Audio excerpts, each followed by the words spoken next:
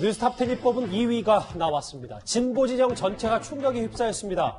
정의당 김종철 대표가 같은 당 장혜영 의원을 성추행해서 오늘 오전 당대표직에서 물러났습니다. 김종철 대표도 성추행을 시인했습니다.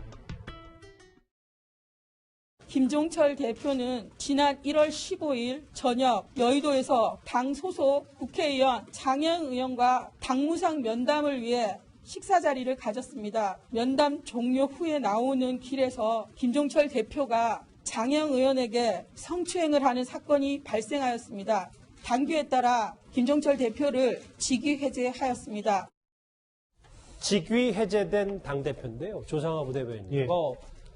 정의당 내에서도 여러 가지 얘기들, 지금 피해자인 장혜영 의원도 정치적 동지에게 인간 존엄을 훼손당했다, 충격과 고통이다라고 얘기하고 있는데, 제 기억이 맞다면 이렇게 기성정당의 당대표가 성추행 혐의로 물러나는 거는 거의 초유의 일 아닙니까? 예, 저도 처음인 것 같습니다. 근데, 어찌됐든 굉장히 빠른 시기에 조기에 어떤 절차들을 밟아가지고, 당내 당규에 따라서 절차를 진행해서 결론을 내린 것 같고요. 그 다음에 다행히 김종철 대표도 본인 스스로 잘못을 굉장히 빠른 시간에 신속하게 대외적으로 인정을 했다는 점은 나름 좀 의미를 평가하고 싶습니다. 예. 이제 남은 부분은 이제 피해자로 이제 스스로 밝힌 장혜영 의원이 이런 부분에 대해서 정말 다시 일상으로 회복하는데 특별한 문제가 없도록 주위에서 각별히 좀 신경 써줬으면 좋겠다, 이런 생각이 좀 들고요. 예. 그리고 앞으로 이런 성범죄와 관련된 문제들에 관해서 이게 지금 굉장히 많은 부분들이 여야를 가리지 않고 이렇게 등장하고 있거든요. 그렇죠. 그러면 이제 그 부분에 관해서 정치권에서 좀 일관된 기준으로 어떻게 대응할 것인가를 함께 논의해보는 좀 자리도 한번 가졌으면 좋겠다는 생각이 듭니다. 예. 왜냐하면 지금 어느 곳에서는 당직이나 공직을 사퇴하는 사람들이 있는 반면에 어디서는 탈당으로 처리하고 그냥 끝나는 경우도 있기 때문에 예.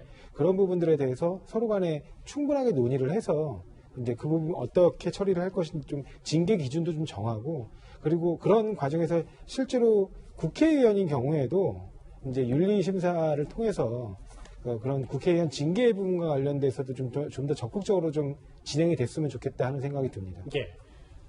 김종철 대표는 과거 박원순, 오거돈 두 전직 시장의 성추행 문제를 과거에 강도 높게 비판했었습니다. 저희가 그 목소리를 준비했습니다.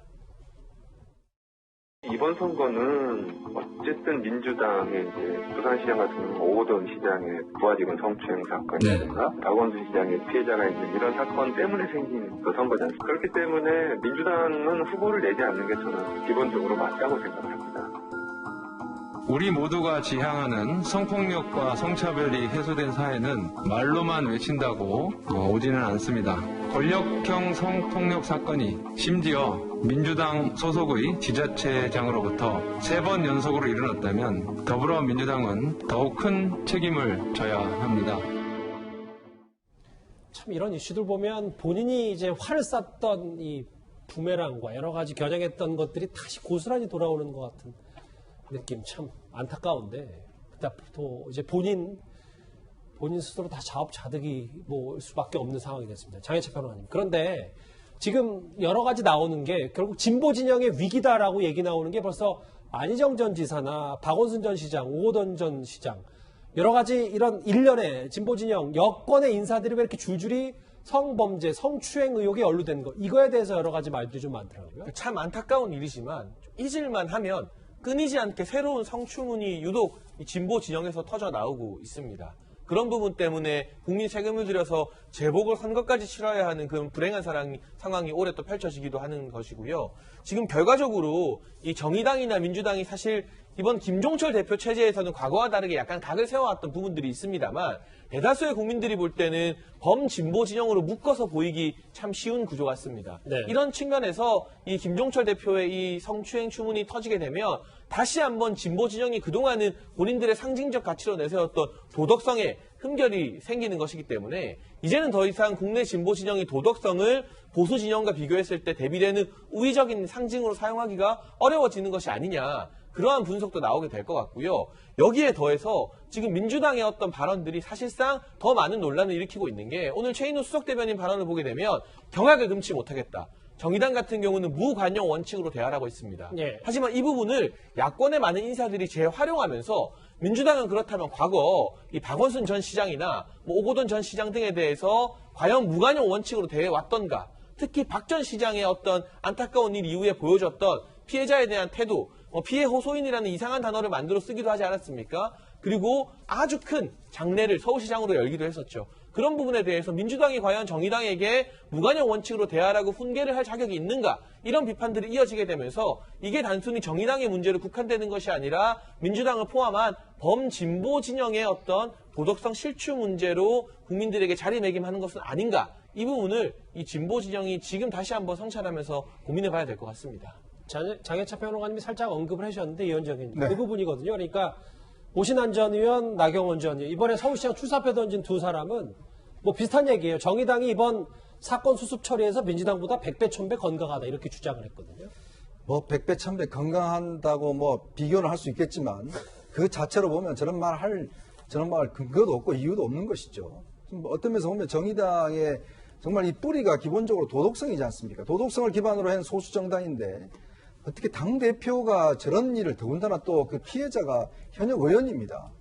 정말 있을 수 없는 저는 이중성에 정말 치를 떨고요. 더군다나 이런 일이 반복되는 것에 대해서 뭐 니는 나보다 조금 낫다? 이런 식으로 비교하는 문제는 아니죠, 사실은. 예. 그리고 민주당은 입이 10개라도 할 말이 없고요. 그리고 뭐 피해 호소인이라고 안 해서 뭐 하지만 정말 이 문제는요, 저는 이번에 정의당은 이 문제는 정말 그약 처방해야 됩니다. 이 문제를 그냥 뭐 우리가 다른 당보다 좀 잘 대응했다? 이런 식으로 넘어가서 될 문제가 아닙니다. 우리 국민들 보십시오. 최근에 벌어진 일련의 지금 사태들이 어떤 면에서 어떻게 자녀들한테 이야기를 하겠습니까? 예. 정치인들의 입으로는 저렇게 이야기를 해놓고 다 뒤로는 저렇게 나쁜 짓을 하고 있으니 그걸 그냥 이렇게 넘어간다? 또 이 문제와 관련해서 여성단체 출신 의원들 뭐하고 있습니까, 지금? 이 문제와 관련해서. 왜 선택적 침묵을 하고 있죠? 이거는요, 정파를 떠나서 저는 야당도 마찬가지로 보면 야당 내에서 이런 일이 안 벌어지는 일이 있습니까? 이걸 갖다가 정략적으로 저는 상대당을 공격하는 소재로 삼을 것이 아니라 정말 정치권이 왜 이런 것인지에도 정말 석고대셔야 된다고 봅니다. 예. 당대표가 같은 당 현역 의원을 성추행해서 당대표직에서 물러난 초유의 사건, 여의도 정치권 얘기 하나 짚어봤습니다. 이 주제 여기까지고요. 다음 주제, 지난주 금요일에 가장 뜨거웠던 이슈, 오늘도 이어집니다. 다음 주에 바로 확인합니다.